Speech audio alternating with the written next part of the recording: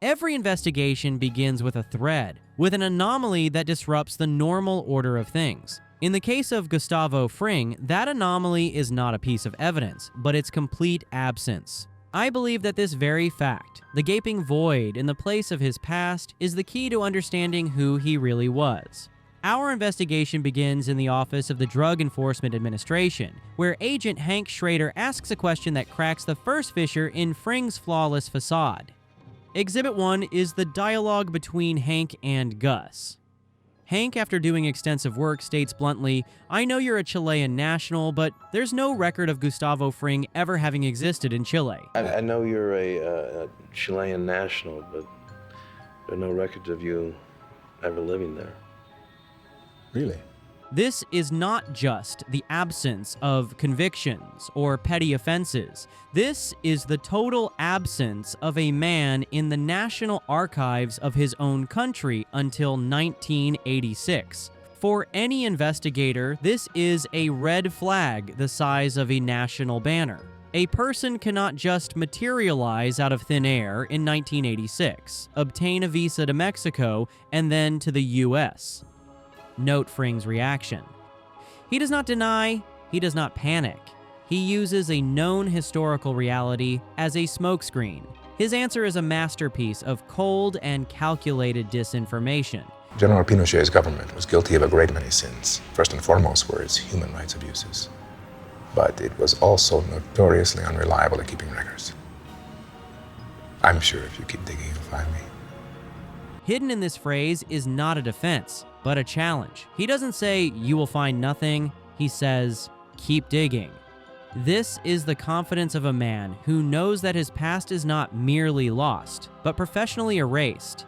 The ability to wipe all records of one's existence from state databases, even ones as chaotic as Chile's under dictatorship, points to access to the very state apparatus he accuses of unreliability.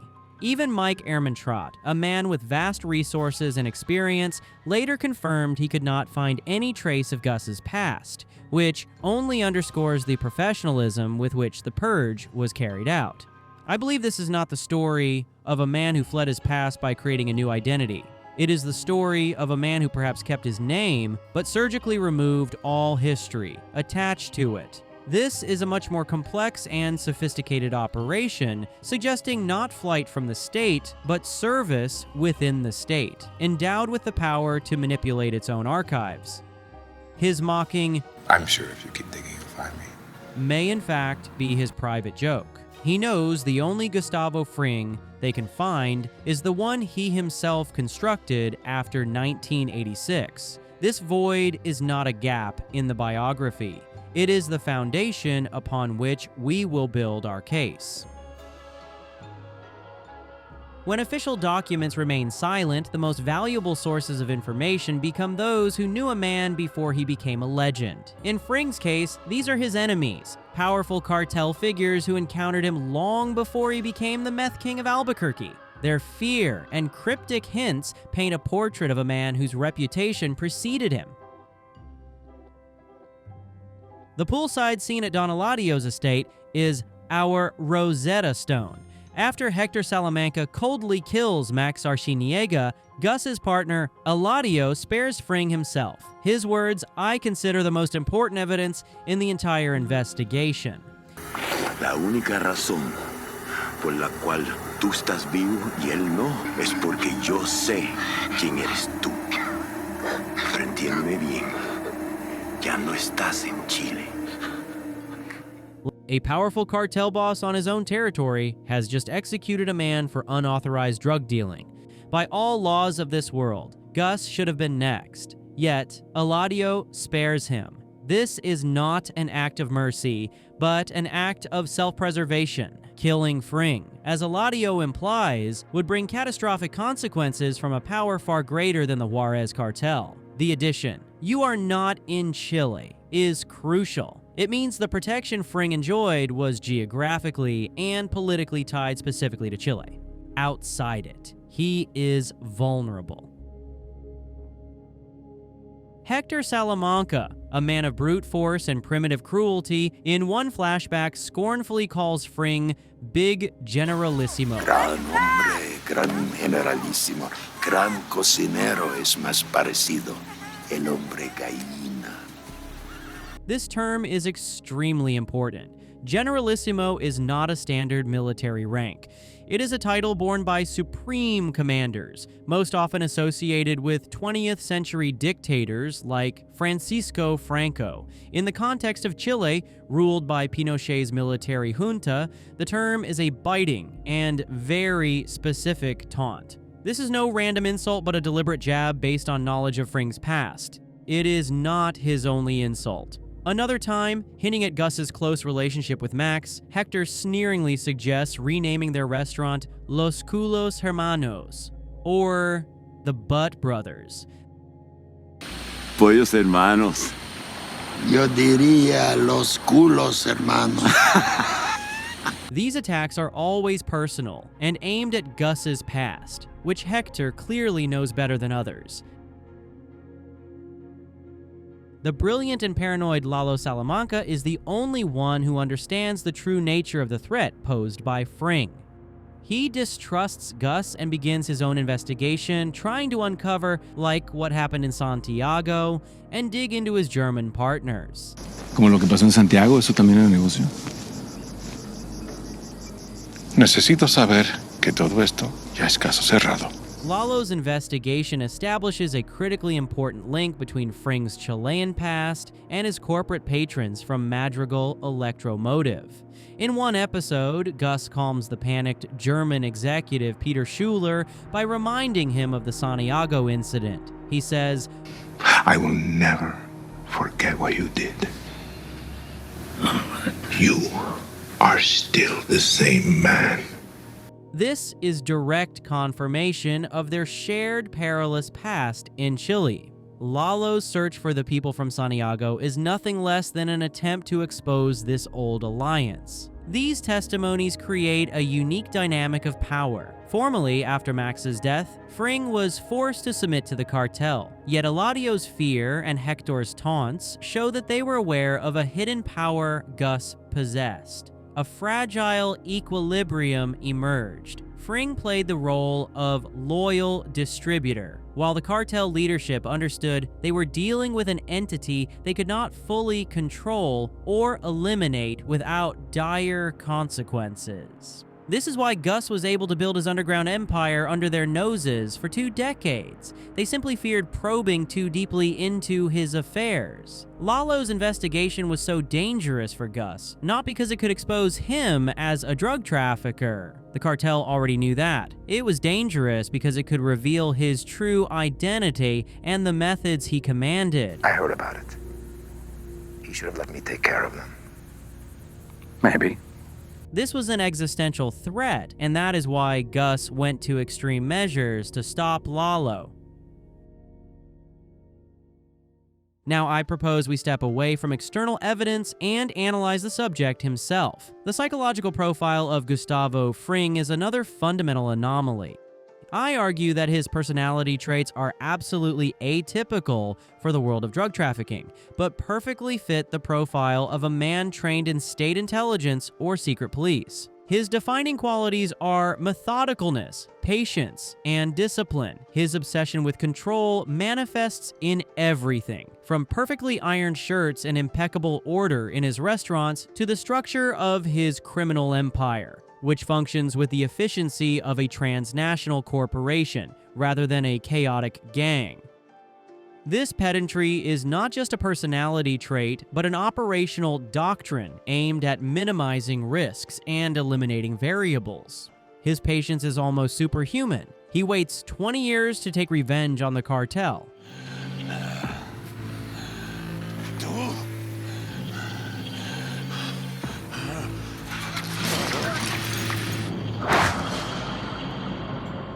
This contrasts sharply with the impulsive and short-sighted cruelty of his rivals, such as the Salamancas. Such patience is not just a virtue, but a strategic weapon, allowing his enemies to underestimate him and make mistakes. It is a sign of a mind trained in long-term strategic planning, a hallmark of intelligence work. Fring is a master of compartmentalization. He can coolly manage a public business while simultaneously running a brutal criminal empire. He almost never allows emotions to influence his decisions. Even in moments of extreme stress or anger, he remains pragmatic and restrained. This emotional detachment is a key psychological trait for operatives who must commit violence without letting it compromise the mission. Fring himself, in conversation with Walter White, I don't think we're alike at all, Mr. White. and he is right. His personality is not just a collection of traits, it is a refined and weaponized skill set, fully aligned with the training of an intelligence officer or secret police agent. Compare him with other criminals. Walter White is driven by ego and impulses. Tuco Salamanca by rage and addiction. Don Eladio by hedonism and arrogance. Against their backdrop, Fring is an outsider. His motivation and methods are alien to this world, suggesting they were forged in another, far more structured and infinitely more ruthless environment. To understand Fring's methods, I propose a detailed breakdown of one episode, which, in my view, perfectly illustrates his training. The murder of his loyal aide Victor is not an outburst of anger, but a clinical procedural demonstration of power and a lesson in terror. The situation is as follows. Victor was seen at the scene of Gale's murder, making him a huge liability for the organization. Walter and Jesse are in the lab, defying Gus's authority. Fring needs to simultaneously reassert control and eliminate the threat. It begins with Mike asking Victor if anyone saw him at the crime scene. Victor's answer, that he was just another looky-loo, seals his death sentence in Gus's eyes, for whom no risk is negligible. By you. Yeah. So what? Just another looky-loo. Follow the sequence of his actions. He enters the lab in complete silence, ignoring Walt's desperate justifications. He removes his business suit and puts on an orange protective jumpsuit, a procedural act that itself foreshadows impending violence. He chooses an ordinary utility knife, turning a mundane object into an instrument of execution, all the while never taking his eyes off Walt and Jesse. After Victor is dead, Gus just as calmly returns to procedure, washes his hands, changes back into his suit, and delivers a chilling command: get back to work. Get back to work. I argue that the entire scene is theater. It is a calculated, dispassionate act staged for maximum psychological effect. The goal is not to punish Victor, but to terrorize Walt and Jesse into submission. The absence of emotion, the procedural nature of the violence, and the symbolic cleansing afterward are all signs of a man for whom such actions are routine, if not habitual, parts of professional activity. This is the work of a trained killer, not an enraged drug lord. By killing Victor in this manner, Gus essentially teaches Walt and Jesse a lesson about the true nature of power. He shows them that in his world, loyalty is secondary to operational security, and human life is a variable that can be eliminated with cold logic. This act was meant to horrify them not so much with its brutality as with its impersonality. It is a demonstration of a system of control far more terrifying than the cartel's chaotic brutality. Now I must introduce the key historical context that makes our theory not merely plausible, but nearly inevitable. To understand who Gustavo Fring might have been, one must understand what Chile was during his youth. In 1973, in a coup supported by the CYA, the democratically elected government of Salvador Allende was overthrown, and General Augusto Pinochet came to power. This marked the beginning of an era of right-wing military dictatorship, ruling the country through fear and violence. The main instrument of this terror was DINA, Dirección de Inteligencia Nacional, Pinochet's infamous secret police, later succeeded by CNI. DINA was responsible for kidnappings, torture, and killings of thousands of political opponents. Their methods were systematic, brutal, and highly organized. They operated not only within the country but also abroad as part of programs like Operation Condor. I believe this environment, a state built on paranoia, total surveillance, and methodical violence, was the perfect crucible for the formation of a man like Gustavo Fring. A poor young man, as he himself told Hector he once was, might see service in the army or police as a path to power and stability, which could eventually lead him to the most elite and merciless units. Fring's skills in surveillance, counter-surveillance, and psychological manipulation fully match the known methods of DINA agents. Moreover, there are historical reports and accusations that Pinochet's regime was involved in cocaine trafficking to finance its operations. If Fring was an officer of DINA CNI, it is highly likely he was either a witness to or a direct participant in these state-sanctioned narco operations. This experience would have given him the necessary knowledge and connections to enter the drug trade in Mexico, not as a novice, but as an experienced operative moving from state crime to private enterprise. Now I am ready to put forward the central, unifying hypothesis of my investigation. I believe that the historical anomaly known as Colonia Dignidad is the most likely place where all the main threads of Fring's hidden past intersected. His role as a Chilean state operative, his connection with German nationals, and his mastery of systematic cruelty. What is Colonia Dignidad? It is a real place, an isolated German colony in southern Chile run by former Nazi medic and pedophile Paul Schaffer. Critically important for our investigation, Colonia Dignidad served as a secret center for detention, torture, and executions used by Pinochet's DINA. The Redding Commission report and other historical documents confirm a close connection between DINA and this German colony. This establishes a direct, documented link between Pinochet's secret police and a German-run operation on Chilean soil. The colony was populated by German citizens and maintained ties with German industry, political parties, and even the German embassy, which for years turned a blind eye to the atrocities committed there. This creates a disturbingly plausible context for how a DINA operative like Fring could meet and establish a connection with a German national, such as Peter Schuler of Madrigal, their shared experience, which Gus reminds Schuler of. The two of us, our backs to the wall. I will never forget what you did. Could have referred to an operation in or connected with the colony that went awry. Thus, I propose the following hypothesis. Gustavo Fring, as a DINA officer, was assigned to Colonia Dignidad or worked in cooperation with it. It was here he could have participated in or witnessed the most extreme forms of procedural torture and killing, honing the cold-blooded methodology he would later demonstrate. And it was here he laid the foundation for his relationship with Peter Schuler, a relationship that later enabled him to build a legal front for his drug empire through Madrigal Electromotive. Their partnership was not merely a business arrangement, it was a bond of trust forged under extreme circumstances. Pinochet's neoliberal economic policy created a gold mine for foreign transnationals like Madrigal. Madrigal's success and Fring's rise are two sides of the same coin, born from the union of authoritarian power, underground violence, and corporate opportunism. Madrigal is the legitimate successor of the power structure Fring once served. In this final section, I will bring together all previous evidence to propose a radical re-evaluation of Gustavo Fring's entire life. I argue that his criminal empire was never primarily about profit. It was a carefully constructed, 2-decade-long operation with one single overriding goal: revenge. The catalyst was the murder of his partner Max by Hector Salamanca. Por favor. Él es mi compañero, sí.